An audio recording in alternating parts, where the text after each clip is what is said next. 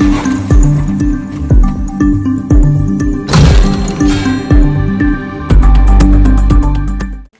Friends, welcome to study with PK. दोस्तों, आप सभी को स्टडी विथ पीके पे स्वागत है।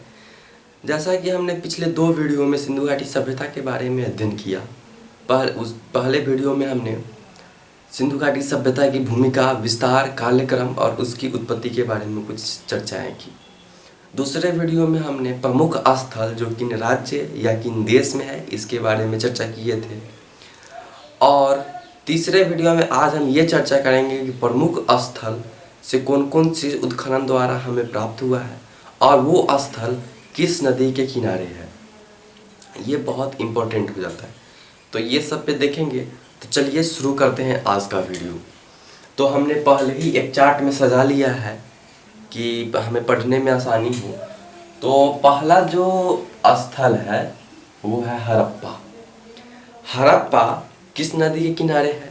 तो काफ़ी लोग ये गलत कर देते हैं कि हड़प्पा सिंधु नदी के किनारे, जो कि गलत है। वो ऐसा इसलिए करते हैं क्योंकि ये तो बार बार पढ़े रहते हैं हड़प्पा सभ्यता और सिंधु घाटी सभ्यता, हड़प्पा सभ्यता और सिंधु घाटी सभ्यता। इस कन्फ्यूज़न की वजह से वो क्या करते हैं, हड़प्पा सभ्यता को सिंधु नदी के किनारे मान लेते हैं, जो कि गलत है। क्योंकि हड़प्पा जो है वो रावी नदी के किनारे है और मोहनजोदड़ो सिंधु नदी के किनारे है। तो यहाँ पे डाउट नहीं रखिएगा, आप लोग कुछ समझ के रखिएगा कि मोहनजोदड़ो सिंधु नदी के किनारे और हड़प्पा रावी नदी के किनारे है। आगे बढ़े तो ये दोनों में भी काफ़ी कन्फ्यूज़न होता है। नाम तो सबको याद रहता है दयाराम साहनी और राखालदास बनर्जी, परंतु कौन किसके उत्खनन करता है, यानी कि हड़प्पा के कौन है और मोहनजोदड़ो के कौन है। तो इसमें बार बार डाउट आ जाता है कि हड़प्पा के दयाराम साहनी, हमने पिछले वीडियो में बताया था कि जॉन मार्शल उस समय पुरातात्विक विभाग के अध्यक्ष थे। उन्हीं ने 2 व्यक्ति को, दयाराम साहनी और राखालदास बनर्जी को 1921-22 ईस्वी में उत्खनन करने के लिए भेजे थे। तो उसी समय सबसे पहले मोहनजोदड़ो और हड़प्पा और मोहनजोदड़ो का खोज हुआ। तो ये 2 व्यक्ति बहुत इंपॉर्टेंट है, आपको हर हाल में याद रखना पड़ेगा। तो आप इस प्रकार से याद रख सकते हैं कि दया पहले आया, यानी सीआईडी देखते हुए कि दरवाजा तोड़ के दया ही पहले जाता है अंदर, दरवाजा तोड़ते हैं। तो इस हिसाब से आप कोई ट्रिक बना करके याद रख सकते हैं कि हड़प्पा का दयाराम साहनी है, जो कि 1921 ईस्वी में उत्खनन किए थे। ठीक है, आगे हम बढ़े, इसका कुछ विशेषताएं देख लेते हैं कि हड़प्पा से हमें कौन कौन सी चीज़ प्राप्त हुए हैं, कौन कौन सी महत्वपूर्ण चीज़ प्राप्त हुए हैं। तो पहला है यहाँ अन्न भंडार प्राप्त हुआ है हमें। यहाँ कांस्य की गाड़ी, क्योंकि आप जानते हैं सिंधु घाटी सभ्यता को कांस्य युगीन सभ्यता भी बोला जाता है, क्योंकि यहाँ से बहुत चीज़ कांस्य की प्राप्त हुई। देखिए आप, कांस्य युगीन गाड़ी प्राप्त हुआ है, कांस्य से दर्पण प्राप्त हुआ है। ये एक इम्पोर्टेंट हो जाता है। पारदर्शी वस्त्र पहने एक मूर्ति, महिला की मूर्ति है। पारदर्शी वस्त्र मतलब कि जो पारदर्शी वस्त्र है उसको धारण करके, और वैसा एक कांस्य की ही मूर्ति प्राप्त हुआ है। तो ये आप याद रखिएगा, कुछ इम्पोर्टेंट है, मुख्य बिंदु है। आगे बढ़ते हैं तो मोहनजोदड़ो को हमने बता दिया कि मोहनजोदड़ो सिंधु नदी के किनारे है, ना कि ये ठीक है। और मोहनजोदड़ो की खोज किसने किया था? राखालदास बनर्जी ने 1922 ईस्वी में। ठीक है, आगे बढ़ते हैं तो मोहनजोदड़ो में एक फेमस चीज़ प्राप्त हुआ है। ये अधिकतर एग्जाम में और बार बार पूछे जाते हैं, इसको आप हर हाल में याद रखेंगे। वो है विशाल स्नानागार। विशाल स्नानागार पिछले वीडियो में जब हमने नगर नियोजन के बारे में बताया था कि वहाँ के दुर्ग, वहाँ के समाज किस हिसाब से बटे हुए थे, तो उसमें हमने विशाल स्नानागार के बारे में भी चर्चा किया था कि ये एक बड़ा कुंड टाइप का होता था, उसमें पानी भरा हुआ रहता था और उसके चारों साइड कमरा, यानी कि ये एक जल पूजा के भी साक्ष्य है। ठीक है, आगे देखते हैं। यहाँ से एक नग्न मूर्ति मिली है, पुजारी की भी मूर्ति मिली है और एक महाविद्यालय। और ये एक चीज़, अगर आप एक मोहनजोदड़ो मूवीज आई हुई थी उसमें देखे होइएगा, एक श्रृंगी पशुओं वाली मुद्राएं वहाँ बहुत मिलती है। तो इससे अनुमान लगाया गया है कि एक श्रृंगी वाली जो पशु होगी वहाँ के प्रसिद्ध पशु, यानी कि वो लोग उनकी पूजा करते होंगे, पवित्र मानते होंगे, या वहाँ के जो राज्य था वहाँ का वो प्रतीक होगा। ये भी हो सकता है। तो ये एक बहुत बार एग्जाम में पूछा जाता है कि एक श्रृंगी पशुओं वाली मुद्रा है। एक श्रृंगी जो है, अभी तक तो लोग इतिहासकार जो है ये एक श्रृंगी पशु को अनुमानतः बताते हैं कि ये गेंडा हो सकता है, पर कंफर्म नहीं है कि गेंडा ही हो सकता है उस समय कोई और जनजाति, कोई और वस्तु हो, और आने वाले समय में जैसे अभी के समय में वो विलुप्त हो गया हो, जिसके बारे में हम लोग ना जानते हो। तो ये मोहनजोदड़ो के बारे में हुआ। आगे बढ़ते हैं। लोथल। लोथल कहाँ है? और हाँ, पिछले वीडियो में हम बताया था कि हड़प्पा क्या है, एक बार रिवीजन करते हुए भी चलेंगे। हड़प्पा कहाँ है? पाकिस्तान में है। हड़प्पा और मोहनजोदड़ो दोनों पाकिस्तान में है। हड़प्पा पाकिस्तान के पंजाब प्रांत में है और मोहनजोदड़ो पाकिस्तान के सिंध प्रांत में है। ठीक है, आगे देखते हैं। लोथल। लोथल गुजरात में है। ठीक है, लोथल किस नदी के किनारे है? तो साबरमती की एक सहायक नदी है भोगवा। लोथल उसी के सहायक नदी के भोगवा नदी के किनारे स्थित है। यह एक बंदरगाह है। आगे बताते हैं हम। इसका खोज रंगनाथ राव ने किया था 1957 ईस्वी में। आगे देखें तो यहाँ से क्या क्या चीज़ प्राप्त हुआ है, क्या चीज़ है। तो एक है गोदीबारा। गोदीबारा इसी के सेंस में है कि गोदीबारा का अर्थ होता है पतन। पतन यानी आज का बंदरगाह। यहाँ पे जहाज आते थे जाते थे, वही होता है बंदरगाह। तो ये एक बंदरगाह था उस सभ्यता के, पूरे सभ्यता में यह एक बंदरगाह का भूमिका अदा करता था। यह एक बंदरगाह था, इसलिए ये बहुत फेमस है। आप जितने भी, जैसे हमने पिछले वीडियो में ही बताया था कि सिंधु घाटी सभ्यता में करीबन 1500 स्थल है, तो सभी याद करना तो नामुमकिन है, पर जो इम्पोर्टेंट है, जो बार बार एग्जाम में पूछे जाते हैं 10-12, उसे हम याद करेंगे। तो लोथल से क्या प्राप्त हुआ है? गोदीबारा, हाथी के दांत, अग्निकुंड, 3 युग्मित समाधियां।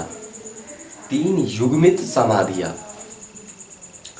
3 युग्मित समाधियां के मतलब होता है कि एक ही समाधि में एक ही परिवार, या हो सकता है अलग परिवार के 2 या 300 दाह किए गए हैं, वही हुआ युग्मित समाधियां।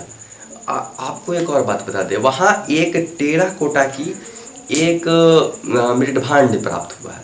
उस मृतभांड तो लाल कलर से रंगा हुआ है और उस पे धूसर और ब्लैक काला कलर से उस पे चित्र बनाया गया हुआ है।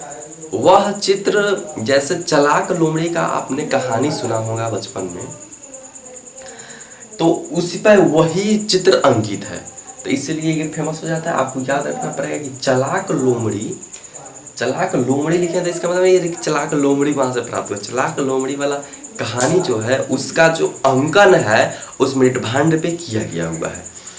आगे देखते हैं। आगे है कालीबंगा। कालीबंगा भारत के ही राजस्थान राज्य में है, तो कालीबंगा इसलिए इम्पोर्टेंट हो जाता है। तो चलिए, राजस्थान में एक ही हमने बोला था कि याद करना पड़ेगा, वो है कालीबंगा। कालीबंगा किस नदी के किनारे है? वो घग्गर नदी के किनारे। ठीक, घग्गर नदी के। अब इसके खोजकर्ता कौन है, ये भी बात पूछा गया है। अमलानंद घोष। ये दोनों में आप चाहे तो डेट 9 भी याद कर सकते हो, इसमें तो बहुत कम बार पूछा जाता है, लेकिन आप इसमें नाम जरूर याद करना पड़ेगा आपको। तो कालीबंगा की खोजकर्ता अमलानंद घोष। अब कालीबंगा से क्या प्राप्त हुआ है? कालीबंगा से एक चीज़ तो जानते हुए, काली मतलब काला, बंगा यानी चूड़िया, यहाँ से चूड़िया प्राप्त हुई है। तो चूड़िया के बारे में तो आपको पता होगा। यहाँ से और भी कुछ प्राप्त हुआ है। पिछले वीडियो में हमने जब नगर नियोजन पढ़ा रहे थे उसमें हमने ये भी बताया था कि यहाँ जो नालियाँ थी उसके ऊपर लकड़ी का तख्ता रखा गया हुआ था ताकि वहाँ से सड़क का आवागमन हो सके। तो ये एक चीज़ है। और वहाँ से जुते हुए खेत का साक्ष्य और अग्निकुंड का साक्ष्य मिला है। कहाँ से? कालीबंगा से। आगे बढ़ते हैं। राखी गढ़ी। हमने आपको एक ट्रिक दिया था कि राखी गढ़ी यानी कि हरियाणा में जाकर के राखी बंधवाली, यानी कि राखी गढ़ी और बनवाली दोनों कहाँ हैं? हरियाणा में है। ये दोनों हरियाणा में है। और राखी गढ़ी किस नदी के किनारे है? ये आपको याद करना पड़ेगा, घग्गर नदी के किनारे है। राखी गढ़ी घग्गर नदी के किनारे है। और एक ये इम्पोर्टेंट हो गया, और दूसरा जो है कि राखी गढ़ी किस ने खोज की थी। तो राखी गढ़ी का खोज सूरजभान ने किया था। तो ये आप ध्यान में रखेंगे कि कौन से सूरजभान ने क्या खोजे थे राखी गढ़ी को। कभी कभी इस सब में सभी से मिलान करने के लिए आपको मिल जाएगा कि आप बताइए हड़प्पा की खोज किसने की। एक साइड में दिया रहेगा हड़प्पा, मोहनजोदड़ो, लोथल, कालीबंगन, दूसरे साइड में दिया रहेगा रंगनाथ, राखलदास, दयाराम, अमलानंद। तो इस तरीके से आप मिलान करना पड़ेगा। तो आप बारीकी से सबको समझें और आपको याद भी करना पड़ेगा कुछ। तो राखी गढ़ी से क्या हमें प्राप्त हुआ है? तो राखी गढ़ी से हमें ताम्र उपकरण, हड़प्पा लिपि युक्त मुद्राएं प्राप्त हुई है। हड़प्पा जो ये राखी गढ़ी है, यहाँ से सबसे प्रचलित ये प्राप्त हुई है कि वहाँ से जो मुद्राएं मिली है, वहाँ पे जो हड़प्पा की लिपि थी वह लिपि में लिखी गई हुई है। वही लिपि को हम लोग नहीं पढ़ पाते। तो ठीक है, आगे देखते हैं। चनहुद्रो, ये कहाँ है? पाकिस्तान में है। चनहुद्रो कहाँ है? पाकिस्तान में है। चनहुद्रो किस नदी के किनारे है? तो चनहुद्रो हमने बताया था कि जहाँ मोहनजोदड़ो था वहीं पे चनहुद्रो था, कुछ बगल में। तो चनहुद्रो किस नदी के किनारे है? सिंधु नदी के किनारे है, सिंधु। और चनहुद्रो का खोजकर्ता कौन है? ये कभी कभी एग्जाम में पूछ लिए जाते हैं, लेकिन इससे ऊपर का जो है, जितने भी हमने ये बताया है हड़प्पा के बारे में, मोहनजोदड़ो, लोथल, कालीबंगन, ये और राखी गढ़ी, ये बहुत ज़्यादा इंपॉर्टेंट है। इसको तो आप हर हाल में याद रखेंगे, क्योंकि अधिकतर 90% क्वेश्चन इन्हीं चार से पूछे जाते हैं। आगे देखते हैं। तो इस चनहुद्रो का खोज किन्होंने किया था? अर्नेस्ट मैके और एनजी मजूमदार ने। अर्नेस्ट मैके और एनजी मजूमदार ने किस चीज़ की खोज की थी? चनहुद्रो की। और चनहुद्रो से क्या चीज़ मिला था? चनहुद्रो से एक चीज़ बहुत फेमस मिला था, सौंदर्य का सामान। जैसे आप देखिए क्या क्या, लिपस्टिक हो गया, काजल, पाउडर, कंघी, ये सब कहाँ से मिले हैं? चनहुद्रो से। ये चनहुद्रो से मिले हैं। तो आप किसी तरह बना के रख सकते हैं कि ये चनहुद्रो से किस चीज़ के सामान मिला? सौंदर्य के सामान। सौंदर्य में क्या क्या आ गया? काजल, लिपस्टिक, कंघा, ये सब यहाँ से मिले। उसके बाद यहाँ से एक और चीज़ मिला है इम्पोर्टेंट, मानके बनाने का कारखाना। वहाँ पे जो मानके बनते हैं उसकी कारखाना भी मिली है। आगे एक और चीज़ है, बिल्ली का पीछा हुआ करते हुए कुत्ते का चित्र मिला है। यानी कि एक चित्र मिला है जिसमें बिल्ली भाग रही है और पीछे से कुत्ता उससे दौड़ रहा है, पकड़ रहा है। तो ये भी चीज़ एक इम्पोर्टेंट हो जाता है, कभी कभी पूछ दिया जाता है। और दूसरा चीज़ है बनावली। हमने बताया कि ये भी हरियाणा में ही है। तो बनावली किस नदी के किनारे है? सरस्वती नदी के किनारे है, जो अभी विलुप्त हो गई है। बोला जाता है कि जो नदी है वो ज़मीन के नीचे से बह रही है। तो ये तो बात की बात है, लेकिन आप याद रखिएगा कि सरस्वती के नदी के किनारे कौन है? बनावली। इसकी खोज करता है R.S. बिष्ट। इसमें ये ईस्वी याद करने की ज़रूरत आपको नहीं है, ये ज़्यादा नहीं पूछे जाएंगे। आप इनसे ऊपर ये सब याद कर सकते हैं। तो यहाँ से क्या चीज़ प्राप्त हुआ है? बनावली से हल प्राप्त हुआ है, खिलौने वाला हल। उसके बाद सड़क पर बैलगाड़ी के साक्ष्य मिले हैं कि वहाँ पे बैलगाड़ी भी चलते थे। तो ये इम्पोर्टेंट हो जाता है कि बैलगाड़ी के साक्ष्य कहाँ से मिले हैं?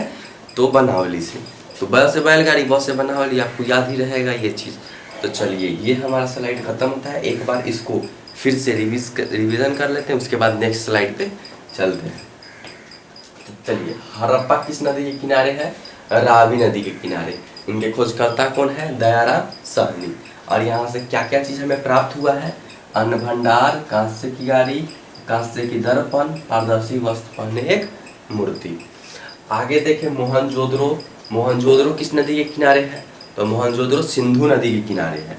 और यहाँ इनकी खोज करता है राखालदास बनर्जी। और यहाँ से क्या क्या चीज़ हमें प्राप्त हुआ है? तो विशाल स्नानागार, नग्न मूर्ति, पुजारी की मूर्ति, महाविद्यालय, एक श्रृंगी पशुओं वाली मुद्रा है। अब आगे देखते हैं लोथल किस नदी के किनारे है? भोगवा नदी के किनारे। इनकी खोज करता रंगनाथ राव। और यहाँ से क्या क्या चीज़ प्राप्त हुआ है? गोदीबारा, यह एक पतन है, हाथीदांत, अग्निकुंड, 3 युग्मित समाधियाँ और चलाक लोमड़ी का चित्र। आगे देखिए कालीबंगा किस नदी के किनारे है? घग्गर नदी के किनारे है। इस कालीबंगा के खोजकर्ता कौन है? अमलानंद घोष हैं। आगे देखिए यहाँ से क्या क्या चीज़ प्राप्त हुआ है, जुते हुए खेत, चूड़िया, अग्निकुंड और लकड़ी की नालियाँ। आगे देखिए हम राखी गढ़ी। राखी गढ़ी किस नदी के किनारे है, घग्घर नदी के किनारे, और इसके खोजकर्ता सूरजभान।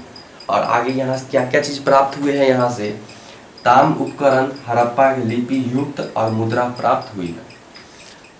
आगे बढ़े हम देखें कि चनहुद्रुप। चनहुद्रुप किस नदी के किनारे है, सिंधु नदी के किनारे। अब इनके खोजकर्ता अर्नेस्ट मैके और एनजी मजूमदार। और चनहुद्रुप से हमें क्या क्या चीज़ प्राप्त हुआ है, तो मानके बनाने का कारखाना, लिपस्टिक, कांच से क्यारी, काजल, पाउडर, कंघा और बिल्ली का पीछा करते हुए कुत्ते का चित्र। आगे देखें हम बनावली। बनावली बनावली से कौन नदी के किनारे है, सरस्वती नदी के किनारे, और इनके खोज करता है RS बिस्ट। तो यहाँ से क्या चीज़ प्राप्त हुए हैं, हल, सड़क पर बैलगाड़ी के साक्ष्य। तो चलिए हम अगले स्लाइड पर चलते हैं, वहाँ कुछ और इम्पोर्टेंट स्थल के बारे में देखते हैं। आ रहे हैं हम अपने नेक्स्ट स्लाइड पे। तो चलिए शुरू करते हैं, इसमें देखते हैं, ज़्यादा इम्पोर्टेंट नहीं है, चार्ट और। पहला है कोट दीजी। कोट दीजी कहाँ है, हमने बताया था कि कोट दीजी पाकिस्तान में है। पिछले वीडियो में हमने सभी स्थल और वो किस देश या किस राज्य में है इसके बारे में चर्चा की है। तो अगर आप पिछला वीडियो ना देखे होंगे तो देख लीजिएगा। कोट दीजी। अब कोट दीजी किस नदी के किनारे है, तो कोट दीजी सिंधु नदी के किनारे है। किस नदी के, सिंधु नदी के किनारे है। और आगे देखें तो सिंधु कोट दीजी का खोजकर्ता कौन है, धुर्गी एवं फजल अहमद खान। धुर्गी एवं फजल अहमद, फजल याद रखिएगा तो बहुत है। और कोट दीजी से हमें क्या प्राप्त हुआ है, तो कच्चे ईंटे के मकान वहाँ से मिले हैं। वहाँ से हमें जो मकाने मिले हैं वो कच्चे ईंटे के हैं। और इसमें एक और चीज़ कि ये जो नगर है इसके किलाबंदी जो है वो नहीं की गई हुई थी। बाकी सभी नगरों की किलाबंदी किया हुआ है, चाहे वो कच्ची ईंटे से की गई हो या पक्की ईंटे से।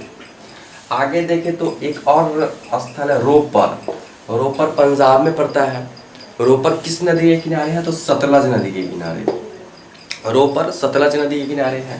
रोपर का खोजकर्ता कौन है, यज्ञ दत्त शर्मा। यज्ञ दत्त शर्मा। रोपर से हमें तांबे की कुल्हाड़ी, मानव के साथ कुत्ते दफनाने के साक्ष्य प्राप्त हुए हैं। कहाँ से, रोपर से। आगे देखें रंगपुर। रंगपुर कहाँ है, गुजरात में। रंगपुर गुजरात में है। और रंगपुर किस नदी के किनारे है, भादर नदी के किनारे है। रंगपुर भादर नदी के किनारे है। और रंगपुर की खोजकर्ता SR राव है। और रंगपुर से हमें ज्वार बाजरा, 3 संस्कृतियों के अवशेष, कच्ची ईंट के दुर्ग और धान की भूसी प्राप्त हुई है। एक और है सुरकोटदा। सुरकोटदा कहाँ है, गुजरात में है। सुरकोटदा किस नदी के किनारे है, तो सुरकोटदा सरस्वती नदी के किनारे है। सुरकोटदा सरस्वती नदी के किनारे है। आगे देखें सुरकोटदा के खोजकर्ता कौन है, यज्ञपति जोशी। यज्ञपति जोशी। और यहाँ से हमें कलश सावधान और घोड़े की हड्डी और तराजू का पलड़ा मिला है। यही तराजू के पलड़ा मिलने के कारण हम इस सभ्यता की बाट प्रणाली को समझ पाते हैं कि ये लोग एक दूसरे की आदान प्रदान या कोई नई वस्तु किस प्रकार से खरीदा करते थे। तो इससे हमें ये चीज़ प्राप्त हो जाता है। तो ठीक है, ये हमारा ये स्थल समाप्त हुआ। तो हम आगे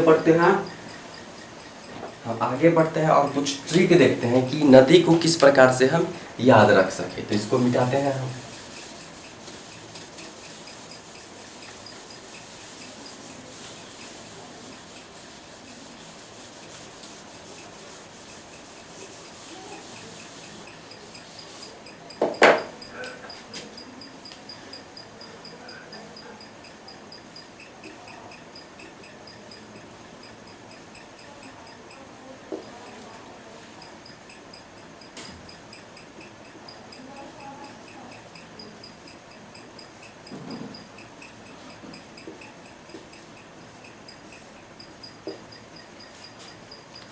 इस साइड हम ट्रिक लिखेंगे, इस साइड स्थल लिखेंगे, इस साइड नदी लिखेंगे, ताकि हमें याद करने में आसानी हो।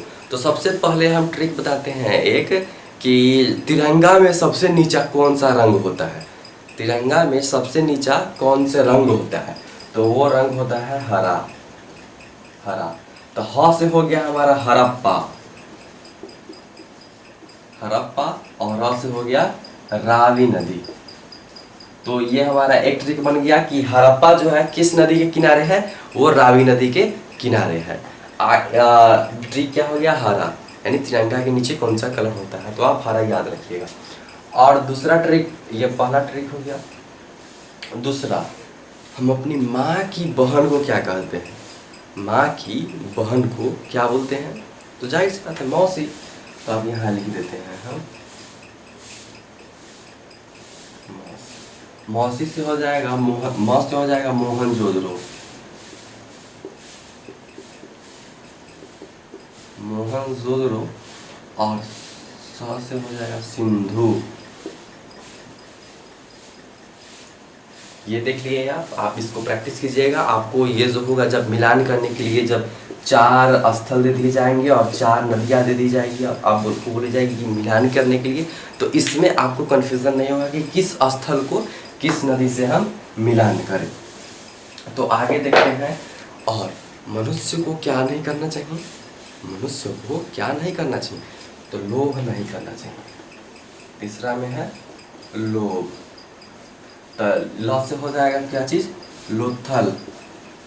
लोथल, लोथल किस नदी के किनारे है, भोगवा, भोगवा नदी के किनारे है। मनुष्य को जिंदगी में एक बार क्या मिलता है, मनुष्य को जिंदगी में एक बार चांस मिलता है। तो चलिए हम देखते हैं चौथा ट्रिक, चांस। चांस, तो चा से हो जाएगा चनहुद्रो, चनहुद्रो। चनहुद्रो किस नदी के किनारे है, तो चनहुद्रो सिंधु नदी के किनारे है, चनहुद्रो सिंधु नदी के किनारे है। अगला ट्रिक देखते हैं हम 5 नंबर में। अगर हम नींबू को निचोड़े तो उससे हमें क्या प्राप्त होगा, अगर हम नींबू को निचोड़े तो उससे हमें रस की प्राप्ति होगी, ठीक है। तो रस क्या हो गया हमारा, रोपर, रोपर। स से क्या हो गया, सतलज, सतलज। रोपर किस नदी के किनारे है, सतलज नदी के किनारे है। अब छठा देखते हैं, छठा देखते हैं। मान लिए आप बाहर में गए, वहाँ से आप किस चीज़ का ऑर्डर कीजिएगा, तो रम का ऑर्डर कीजिए। किस चीज़ का, रम का। तो रम से देखते हैं हमें क्या बनता है। रम का ऑर्डर हम किए, तो र से हो गया रंगपुर, र से हो गया रंगपुर। और म को जरा भ से याद रखिएगा, और म को किससे याद रखेंगे, भ से। तो किस नदी के किनारे है, भोगवा, भोगवा नदी के किनारे है। तो एक बार इस ट्रिक को, जिसमें हम 6 ट्रिक लिखे हैं, इसका एक बार रिवीजन कर लेते हैं, फिर आगे कुछ और ट्रिक्स की बात करते हैं। सबसे पहले हमने बताया कि तिरंगा के सबसे नीचे कौन सा रंग होता है, हरा। तो हरा से हो गया हमारा, ह से हो गया हड़प्पा, और रा से हो गया रावी नदी के किनारे, यानी हड़प्पा किस नदी के किनारे है, रावी नदी के किनारे। आगे आगे हम देखें तो अपनी माँ की बहन को क्या कहते हैं, मौसी। तो म से हो गया हमारा मोहनजोदड़ो, और स से हो गया सिंधु, यानी मोहनजोदड़ो किस नदी के किनारे है, सिंधु नदी के किनारे। आगे देखें तो मनुष्य को जीवन में क्या नहीं करना चाहिए, लोभ नहीं करना चाहिए। लोभ से क्या हो बन जाता है ट्रिक, ल से लोथल और भ से भोगवा नदी के किनारे। ठीक है। उसके बाद मनुष्य के जीवन में मनुष्य को एक बार क्या मिलता है, मनुष्य को एक बार चांस मिलता है। तो चांस से च से हो जाएगा चनहुद्रो, और स से हो जाएगा सिंधु। नींबू को निचोड़े तो क्या हमें प्राप्त होगा, या किसी भी फल को निचोड़ के हम क्या चीज़ बना सकते हैं, रस। तो रस हो जाएगा रोपर, और स से हो जाएगा सतलज। और रम, यदि हम बाहर में जाएं तो उसे क्या मांगेंगे, रम मांगेंगे। तो र से हो जाएगा रंगपुर, और भ से हो जाएगा भादर, भ से, सॉरी यहाँ पे भादर होगा, भादर, भोगवा तो ऊपर है, भादर। रम, तो म को किस चीज़ से याद रखेंगे, भ। म को क्या पढ़ेंगे, भ। रंगपुर किस नदी के किनारे है, भादर नदी के किनारे। इसको मिटाते हैं और कुछ और आगे बढ़ते हैं।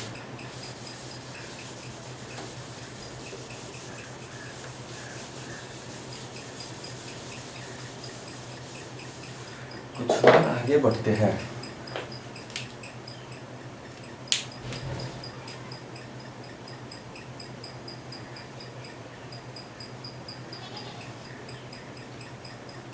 अगर आपको चोट लगे तो आपके मुंह से क्या निकलेगा? अगर किसी भी मनुष्य को चोट लगे तो उसके मुंह से आह निकलता है,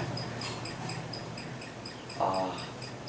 ठीक है, तो आह से क्या हो जाएगा? आलमगीरपुर।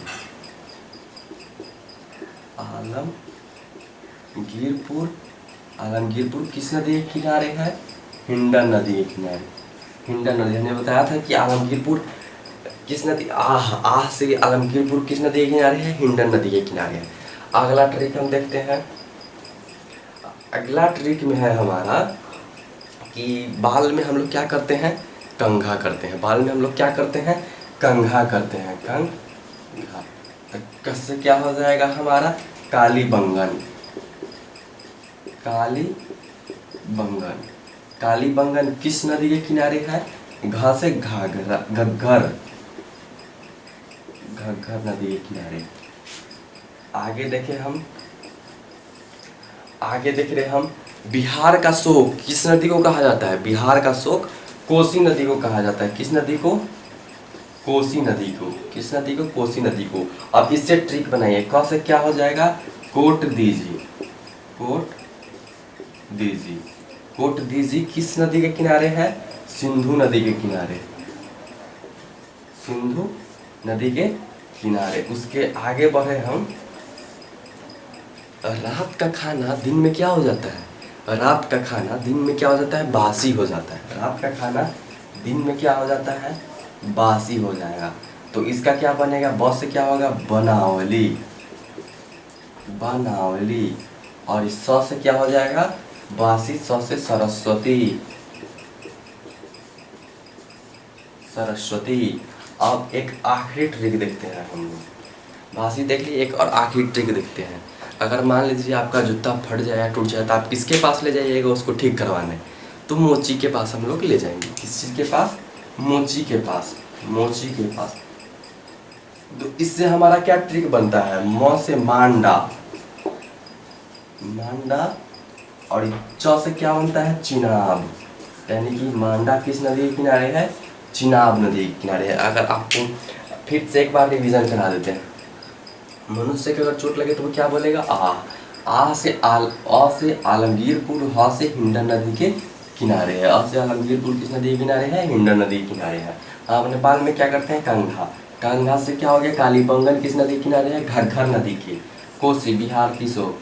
कोसी से क्या हम लोगों का ट्रिक बनता है? कोट दीजिए सिंधु नदी के किनारे है। कोट दीजिए सिंधु नदी के किनारे है। ये वाला वर्ड है, ये वाला। ठीक है, आगे देखते हैं। रात का भोजन दिन में क्या हो जाता है? बासी। तो बनावली किस नदी के किनारे है? सरस्वती नदी के किनारे है। मोची, अगर जूता चप्पल टूट जाए या फूट जाए किसके पास ले जाएंगे? मोची के पास।